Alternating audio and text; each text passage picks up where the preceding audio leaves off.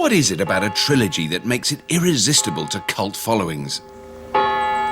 The Tripods is a story of three young boys who live in a world that is dominated by the tripods. Oh, sounds like a great setup. It's 3 books written by John Christopher, and the Tripods program is based on those 3 books. Sold. Done deal. I am hooked. Ladies and gentlemen, I give you The Tripods, the trilogy to rule them all.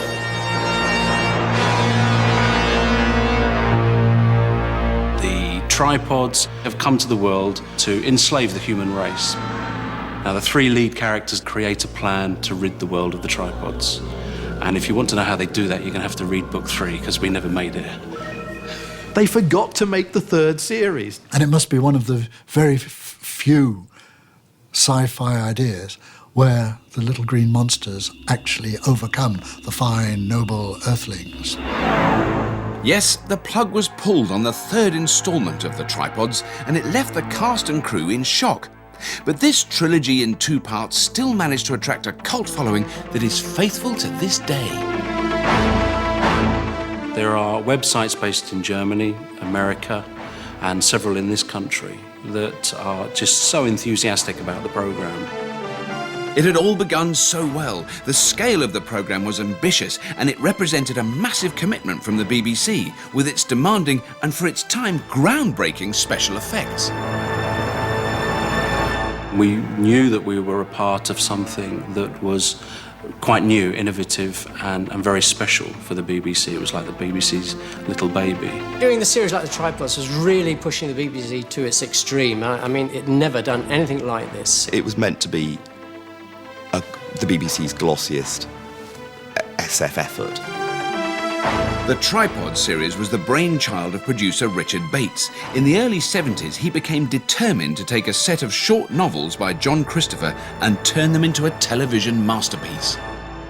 What attracted me was just the old-fashioned sense of adventure. Originally, it was just this notion of these great monstrous creatures, which I realised later on that I'd unconsciously stolen from H.G. Wells, which was really rather an extraordinary thing, because The War of the Worlds had been a key book in my early life. And so I just let it fly, boy's adventure. It took Richard Bates almost 15 years and a couple of false starts to get this boy's own adventure onto our screens. But with a green light from the BBC in 1982, he chose Alec Rowe to adapt the first book of the trilogy for the 13 episodes of Series 1. My approach with The Tripods was simply that I thought John Christopher's had done such a good job in that first book, of which the whole story was just to get the kids from A to B, with really interesting adventures, hopefully, on the way. To direct the first series, Bates pooled the enthusiasm of relative newcomer Graham Theakston with Doctor Who's stalwart Christopher Barry. I've always been intrigued by special effects, and this was going to give us a new scope that Doctor Who had never had.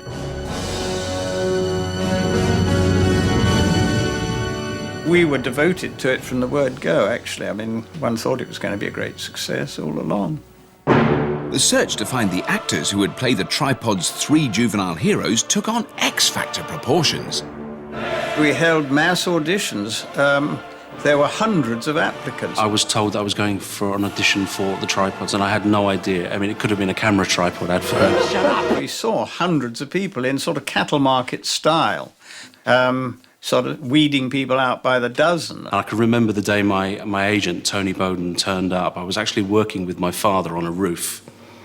He was a builder and I was helping him. And Tony Bowden's car drove up and he got out. I went downstairs to meet him and he just said, "Hello, Henry." Joining Jim Baker was Liverpool actor John Shackley, who was cast in the central role playing Henry's cousin Will, the rebellious teenager who leads the adventure. Now, come on. And at 6'3", Kerry Seal played Beanpole, gangly geek and the brains of the gang. Kate, George! I think of the three of them, John is very competent, of course. I think Jim is the one who actually demonstrates across the series that he's all the time an improving actor. You should have left the chateau with us or stayed there forever. This is bad luck, Will. Kerry does his bit very effectively with his Bristol accent, playing the French boy. Oui. I think their naivete, in a way, if I may be not meaning to be unkind about that, played in their favour in a way.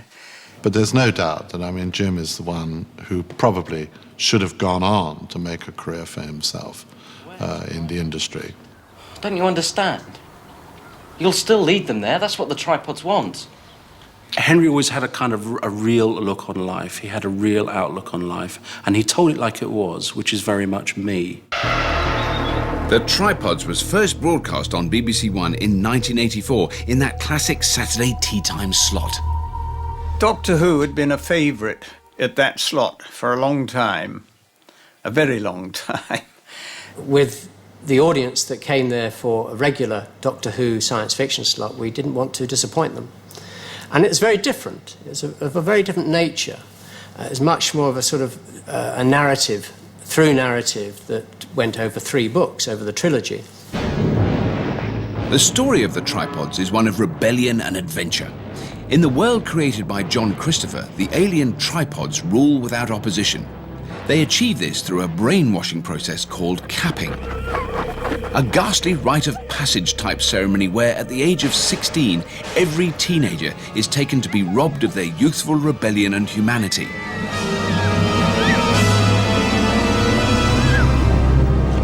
And then returned placid and subservient, enslaved by a triangular slice of metal or cap implanted into the top of the head. Nice. Our young heroes don't fancy that much. I'd rather die than be capped. And decide to head for a place called the White Mountains, where it is rumoured other uncapped or free men are hiding. Their journey takes the whole of Series 1. But was it going to hook the viewers? Everything was depending on it, rather, as far as the BBC controllers were concerned. The Tripods got a high-profile kick-off, securing the front cover of the Radio Times. Always a good omen, and with the special effects very much hogging the limelight, everyone was talking about it. Well, they loved it on Blue Peter anyway.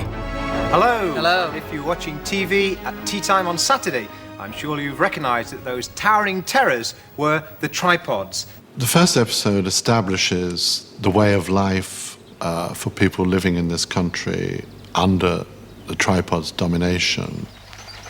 Well, you get the caption, the initial caption saying that we're in the future, but then you see a horse and cart driving by.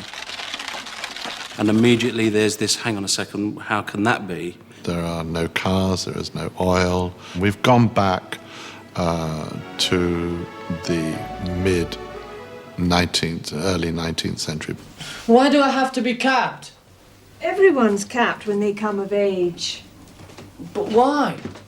You then get the lead character, Will, asking, why does he need to be capped? So we're questioning what's being capped. Will, you don't think they'd hurt us, surely? It's just that I don't understand. You will. And it sets up a chain of events eventually resulting in Will wanting to get away and taking his cousin with him.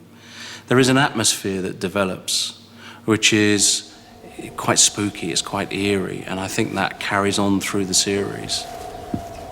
And now, still looking back at that episode, I get the hairs on the back of my neck stand up when I see the foot swing in for the first time and the tripod walking overhead. It really is quite a magical moment.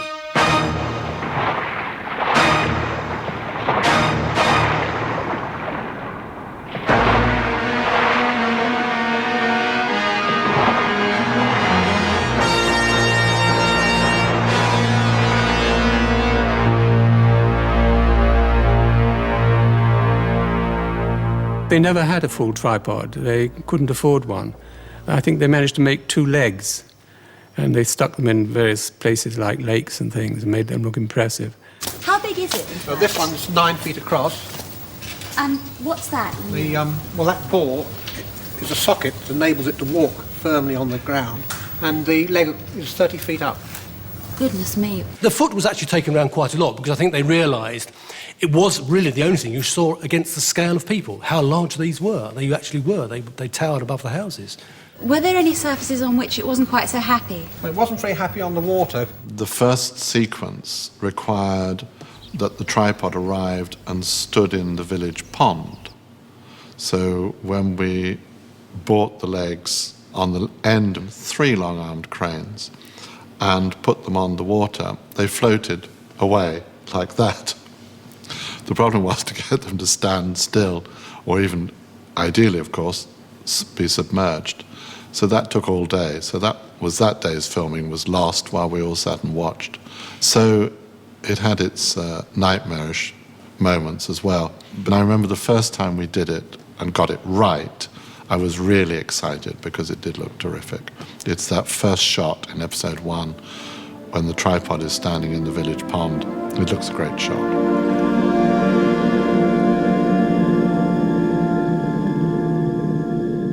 There were 4 basic tripod sizes. There was the full-size foot as basically a large prop piece of scenery used on location to give scale to the people. There was the one you can see behind me here, which was used as the general model type of shot. As you can see, I mean, it's not very big, which means it's easy to move around. If you put the camera down low, it's enough detail on it. One of the ones also had the chase lot of lights around it. Follow us! Run! Come on, run! I like very much the night attacks with the lights glowing and the firing of the laser guns, which was a tremendous job to be done both on location with rows of suspended lights having to be moved around, and then all the visual effects stuff done in the studio. The tripods are actually pretty good effects. I mean, it was really, they had a fairly healthy effects budget, I think, for that. And for the time, they looked pretty good. A lot of it relied on the fact is that the BBC had got access to Quantel's new paint box, video manipulating system. I won't say computer imaging because it wasn't at that particular time. One of the great advantages was that we were able to put backgrounds in anywhere, so that, I mean, we could shoot in Wales, but put a perfectly realistic shot of the Alps above the existing hills, and it looked very convincing. That was on the landscape side, but also on the tripod side, we were able to have animated tripods.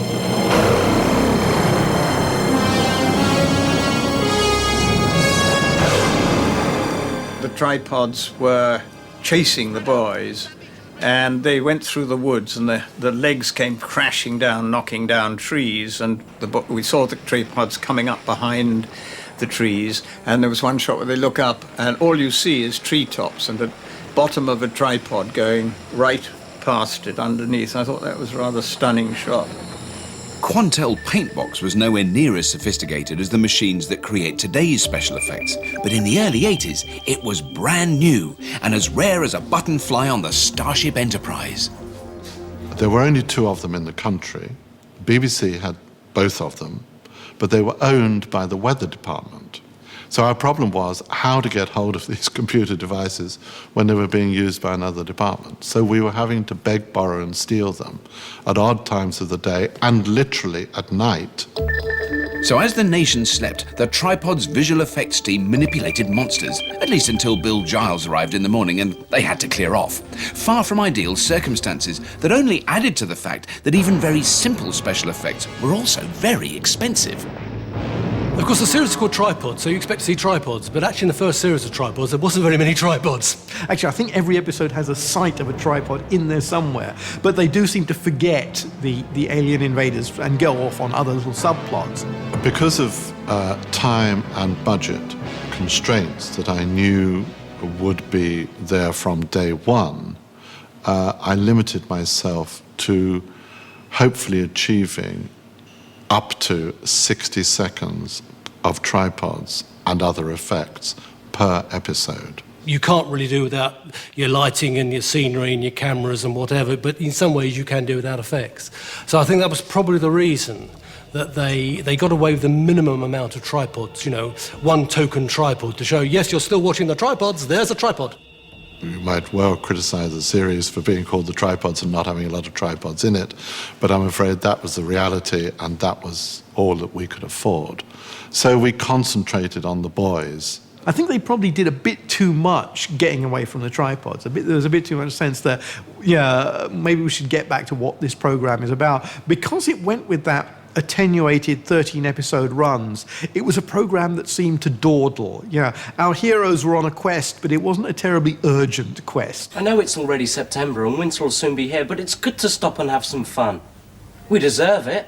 For a time, the boys seem to forget their journey to the White Mountains altogether, and for 4 episodes, which stray completely from the original book, they get stuck on a farm in France, owned by an accommodating family called Vichot, where they crush grapes and chase girls. Well, you know, teenage boys. The odd thing about the tripods is the fact that they had to add so much to it. I think that's almost unheard of, you know, with every Harry Potter film, with the Da Vinci Code. They're cutting chunks out of it. Well, it was a good, honest adaptation, but from my point of view, it suffered from the point of view that they felt they had to add various things to it. I think the optimum length for those 3 books is possibly 2 series. But on the other hand, I remember talking to many people at the time who actually liked the episodic nature. And I saw my job in that first series as it's an adventure story, bringing the boys out of a situation into a new situation and aiming for a destination and giving them an adventure on the way. There were 13 episodes, 13 adventures. It was, for me, it was as practical as that. And I thought it's going to get more interesting when we get on to the next 2 series. And one of the most popular sci-fis around is the BBC's Tripods, which begins a new series tomorrow at 20. In Series 2, the boys have reached the White Mountains and found the free men. Henry? During our recce, we discovered a point where the tripods exercise. With fake caps stuck on their scalps, the plan is to study the tripod's makers, the alien masters, by infiltrating the City of Gold. They would then retreat to the White Mountains with enough information to plan the final destruction of the 3-legged nasties. Jim Baker's character, Henry, dips out of the series as he stays in the White Mountains camp and waits for Bean, Pole and Will to return from the tripod city. If Series 1 seemed a little light on special effects, then Series 2 was the opposite. Creating the tripod's alien city was yet another first for the BBC, and more specifically for director Bob Blagden. It was my first outing as a drama director, so to do 6 episodes of such complexity was very daunting. Bob Blagden's background had been in television graphic design. He designed the opening titles of Blake 7, for example. It became his challenge to create and direct the 6 episodes of Series 2 that were set in the tripod city. I must say, the tightness of my stomach when I was in the studio doing this studio 10 days we had in studio to achieve for all 6 episodes was just a nightmare.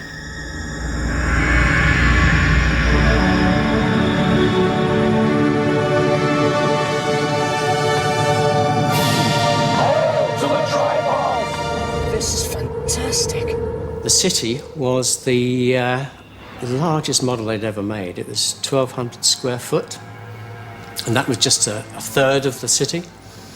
So one had to duplicate that to make it look like a total city. And what we wanted to try and achieve with the city was to try and create Manhattan. We wanted a busy-looking city with the little taxis flying around everywhere and people walking up and down the street, but with only about 20 extras. It's taken us 18 months of long and hard planning to achieve all the effects that we need. I think it was an extraordinary achievement. It took a long, long time to build, but I think it's pretty effective.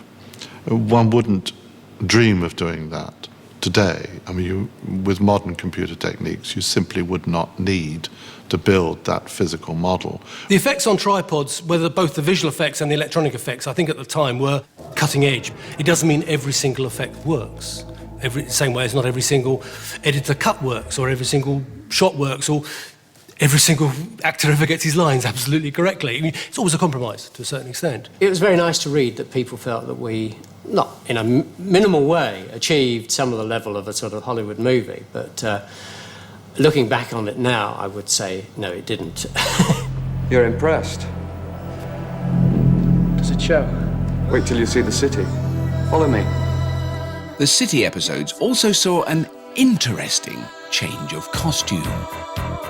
There's a bit where Will goes undercover in the Tripod City. So we have to wear these whenever we enter the Master's areas. And they're all wearing white lederhosen, sleeveless lederhosen. Oh, don't. Shush. You'll find your interest in girls will fade fast. I can picture the rather camp costumes and the boys wearing them and things. And I think one of them had a little moustache, looking, running around a bit like Freddie Mercury. Boy, you will be with me. Come with me, boy. They're selected by the masters, which are the horrible things inside the tripods, who sort of pick them for service. Let me examine you. And are sort of groping them. A fine specimen. And then they drink in a bar called the Pink Parrot, and it is like a Frankie Goes to Hollywood video. Relax, don't do it when you want to go to it. There is a bizarre sort of slightly homoerotic subtext to some of the tripods. Isn't that awful? Looking back at it now, it does, you scratch your head a bit sometimes. God, now you say it. Isn't that terrible? No, it never occurred to us. Never occurred to us that how times have changed in 20 years. Ah, innocent fun, eh? But while the production was filming our hero Will cruising around in Tripod Town, the bosses upstairs at the BBC were getting out their calculators. And something wasn't adding up. Series 1 did very well on air. We were getting 9 million viewers in that tricky slot at 5:30 on a Saturday afternoon. We had tough competition. ITV were beating us in the ratings.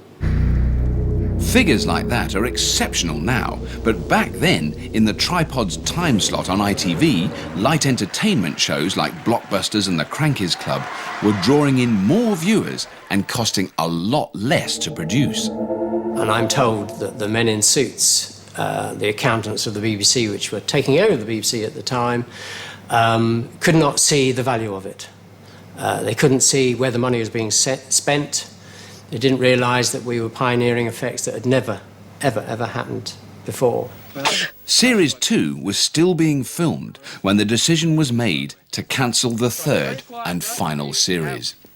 We were just starting the studio work on Series 2 when a stagehand came up to me and said, "Have you heard, Richard? It's not happening, the third series." I said, "I beg your pardon, what are you talking about?" He said, "Oh, I hear Series 3 has been cancelled." And Richard was absolutely dumbfounded. I mean, the producer, and not just the producer, the originator of the whole idea of this, of doing it. He was gobsmacked and very annoyed.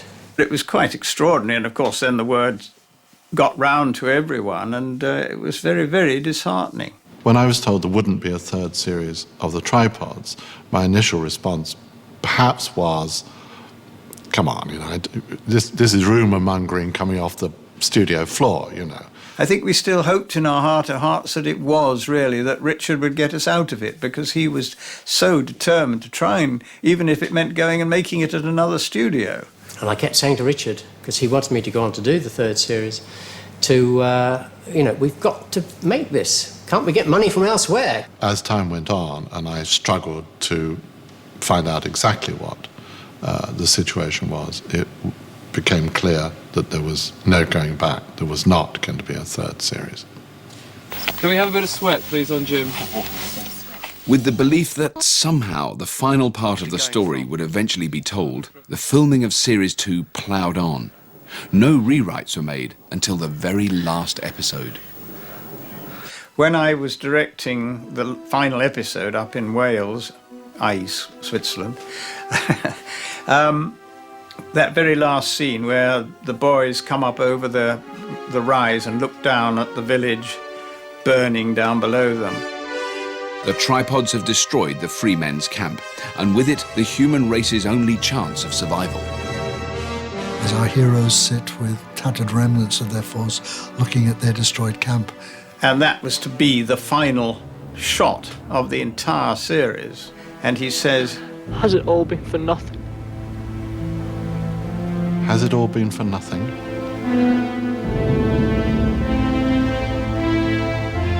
I don't know whether anybody else saw the joke, but that's the way we finished the series. Has it all been for nothing? And at that time, sitting in my home in Hereford, I raised a glass and said, "Too true, baby."